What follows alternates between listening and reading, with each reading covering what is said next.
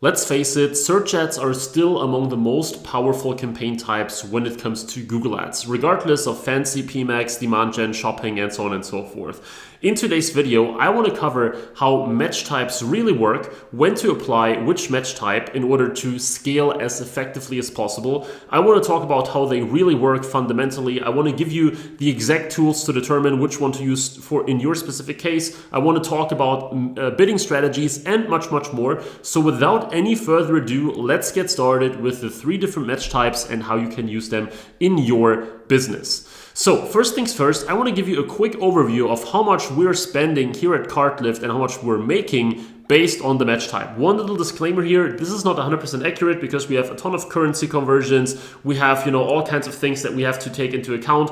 We have hundreds and hundreds of thousands of total keywords across our manager account and all of our clients, but here is how it roughly looks like at the moment.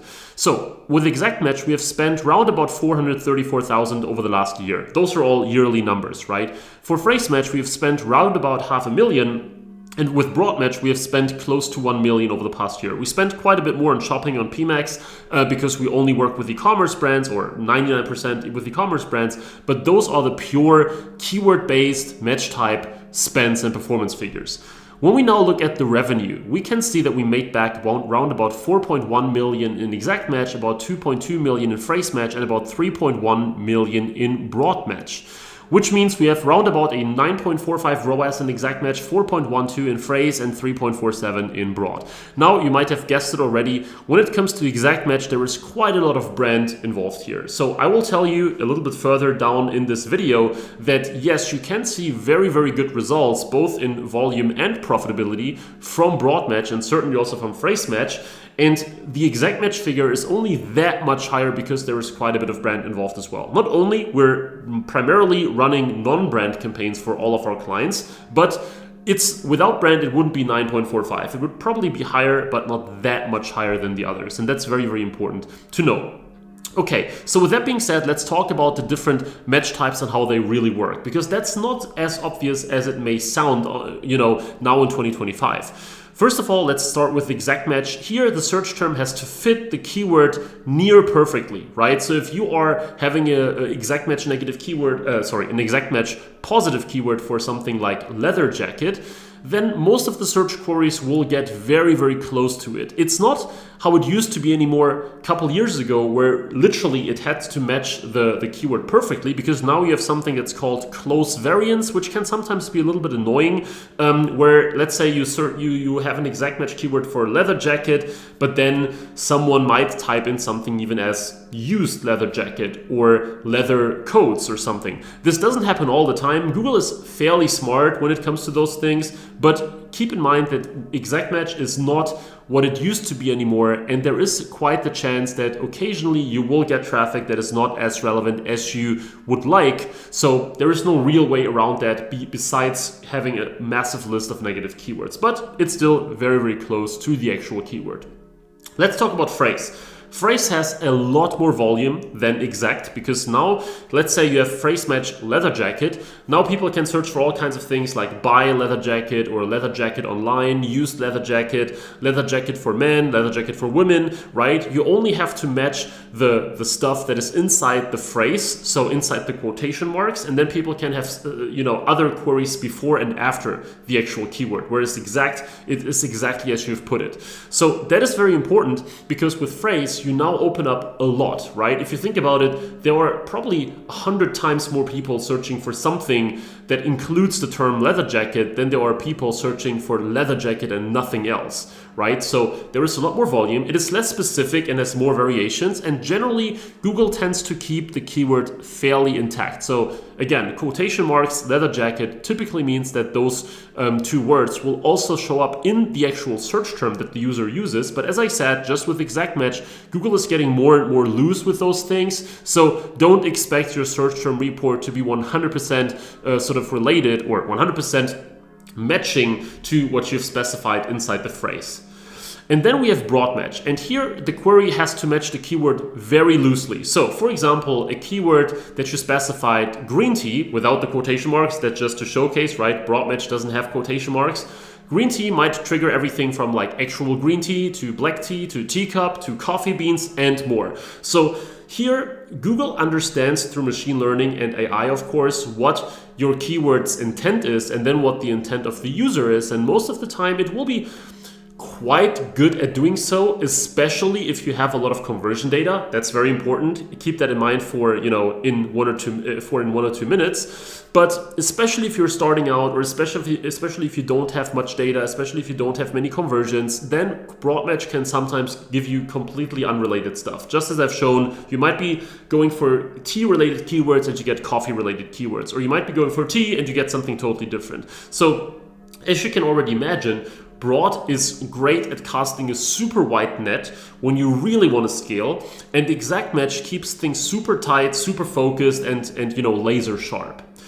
There is a myth that says that exact match is always the most profitable match type and broad match is always the least profitable match type. And when you look at the table that I've showed you at the beginning of this video of our yearly keyword-based ad spend across our clients, you might think that this, well, for us, it was exactly that, right?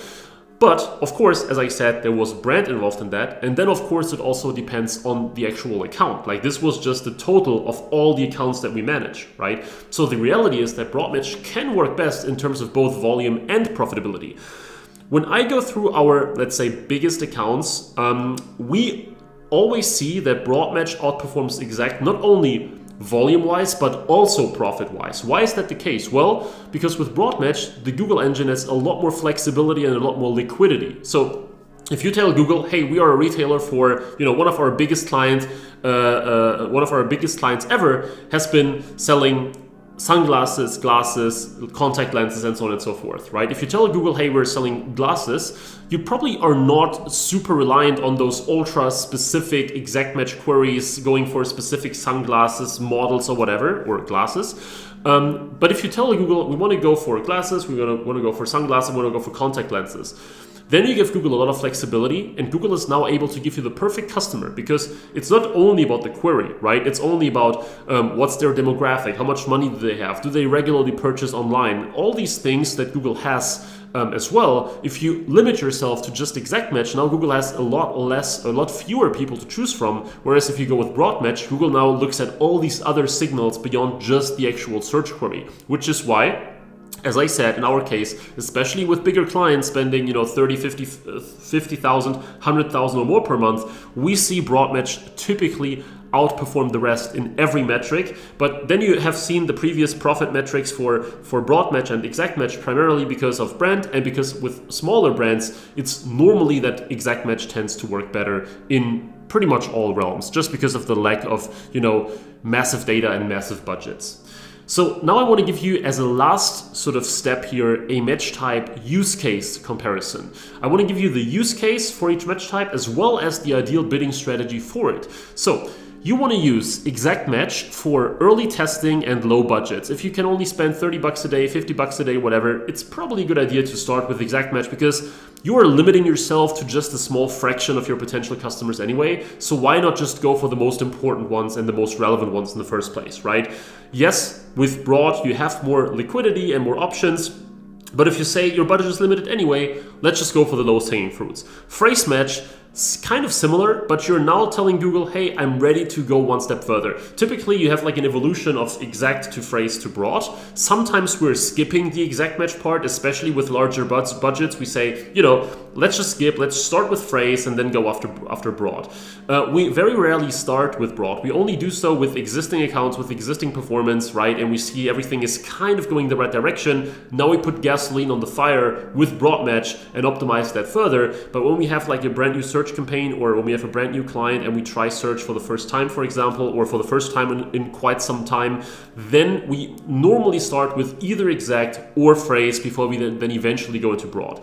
And broad is, as it suggests here already, for real scaling with significantly higher budgets. Now, don't get me wrong, you don't have to spend 100K per month to use broad, right? You can start way earlier, but I would say we typically start with broad when we can spend at least something like 100 to 200 per day in a campaign. There are exceptions. We have cases where we do where we start with way lower budgets than that. There is the opposite exception as well. But this is typically where I say, hey, if you have conversions in your account, if you can afford to spend that much, typically that's roughly where you start to see diminishing returns from Exact, unless you are in a ultra, gigantic market where literally with Exact alone or Phrase alone you can scale to multi-six or even 7 figures per month in revenue. But normally we see that Exact and Phrase will at some point cap, and then you have much more volume still available with Broad. Let's talk about the bidding strategies. And with Exact Match, you normally use manual CPC. We have cases where we use auto bidding as well, but normally 90% of the cases we still use Exact Match with manual. With Phrase Match, it's more like a fluent kind of thing. We normally start with manual and then switch to TROAS or max conversions or something. But as I said, we primarily work with ecom, and with ecom it's almost always TROAS and max conversion value rather than target CPA or max conversions. And then with Broad Match, you might have guessed it, we're pretty much always using TROAS / max conversion / max conversion value. I have done numerous experiments with that, probably hundreds of actual, Google Ads experiments where you have almost like a 50-50 split. And I would say in 90% of the cases, Broad Match in conjunction with auto bidding outperforms Broad Match in conjunction with manual bidding. So you should, when you're using, or if you're using Broad Match, it does make a lot of sense to use auto bidding, because that's the only way that Google can really leverage like all the advantages with Broad. Remember, with Broad Match, you have many more people available, and now Google can look at more insights, demographics, purchase behavior, etc. And that, of course, can only be really leveraged if you're using max conversions or max conversion value or another bidding strategy. So those have been my key points about keyword match types and how to use them properly. You probably noticed how this video was not for the absolute beginner that has no idea what match types are in the first place, but more so, you know what match types are, and now you want to understand how to use them in the best possible way. And if you want to join more than 150 brands that we have worked with over the years, spending more than $35 million, then I highly recommend that you check the link in the description where you can book an Ignite call with me where we sit down and talk about where can your business be scaled to. 100K, 200K, 1 million per month, right? We have scaled brands all the way up to $3 million per month in revenue, just Google. And if you want actual reliable account growth, focused on performance, focused on ROAS, you don't want to deal with the hassle of Google Ads anymore, you want a real partner that has been running Google Ads for ages for all kinds of e-commerce brands, make sure to check the link in the description. We don't have any long-term contracts. We don't have any interns. We don't outsource any work. So if you want someone to take care of your Google Ads and scale them as much as possible, make sure to check that out. I really hope you enjoyed this video. If you did, please leave a like. Please subscribe for more Google Ads and e-commerce content. And with that being said, I really look forward to see you in the next video again. Thank you very much, and bye-bye.